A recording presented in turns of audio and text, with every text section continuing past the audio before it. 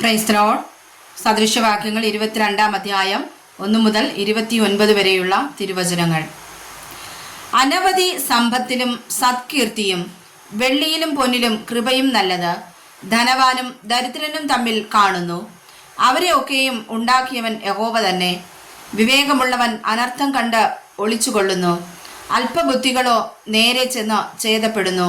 താഴ്മയ്ക്കും യഹോവ ഭക്തിക്കുമുള്ള പ്രതിഫലം ധനവും മാനവും ജീവനുമാകുന്നു. വക്രന്റെ വഴിയിൽ മുള്ളും കുടുക്കുമുണ്ട്.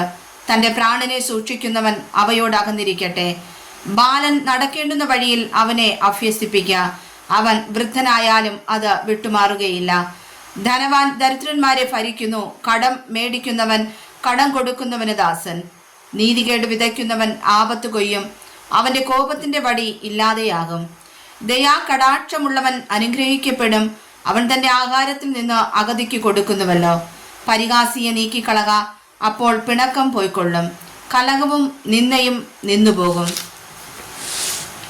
ഹൃദയശുദ്ധി ഇഷ്ടപ്പെടുന്നവന് അധരലാവണ്യമുണ്ട്. രാജാവ് അവന്റെ സ്നേഹിതൻ. യഹോവയുടെ കണ്ണ് പരിജ്ഞാനമുള്ളവനെ കാക്കുന്നു. ദ്രോഹികളുടെ വാക്കോ അവൻ മറിച്ചു കളയുന്നു. വെളിയിൽ സിംഹമുണ്ട്, വീതിയിൽ എനിക്ക് ജീവഹാനി വരും എന്ന് മടിയൻ പറയുന്നു. പരസ്ത്രീയുടെ വായ് ആഴമുള്ള കുഴിയാകുന്നു. യഹോവയാൽ ത്യജിക്കപ്പെട്ടവൻ അതിൽ വീഴും. ബാലന്റെ ഹൃദയത്തോട് ഭോഷത്വം പറ്റിയിരിക്കുന്നു.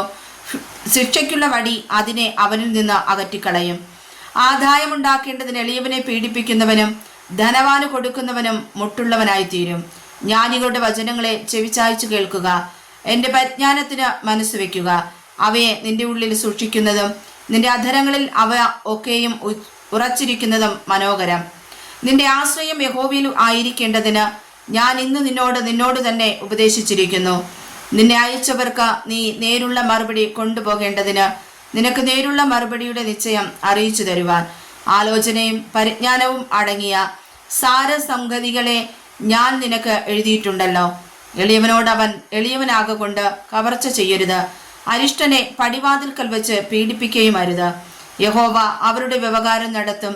അവരെ കൊള്ളയിട്ടവരുടെ ജീവനെ കൊള്ളയിടും. കോപശീലനോട് സഖിത്വമരുത്. ക്രോധമുള്ള മനുഷ്യനോട് കൂടെ നടക്കുകയും അരുത്. നീ അവന്റെ വഴികളെ പഠിപ്പാനും നിന്റെ പ്രാണൻ കെണിയിൽ അകപ്പെടുവാനും സംഗതി വരരുത്. നീ കൈയടിക്കുന്നവരുടെ കൂട്ടത്തിലും കടത്തിന് ജാമ്യം നിൽക്കുന്നവരുടെ കൂട്ടത്തിലും ആയി പോകരുത്.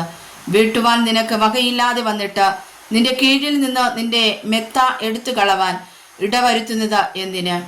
നിന്റെ പിതാക്കന്മാർ ഇട്ടിരിക്കുന്ന പണ്ടത്തെ അതിർ നീ മാറ്റരുത്. പ്രവൃത്തിയിൽ സാമർഥ്യമുള്ള പുരുഷനെ നീ കാണുന്നുവോ?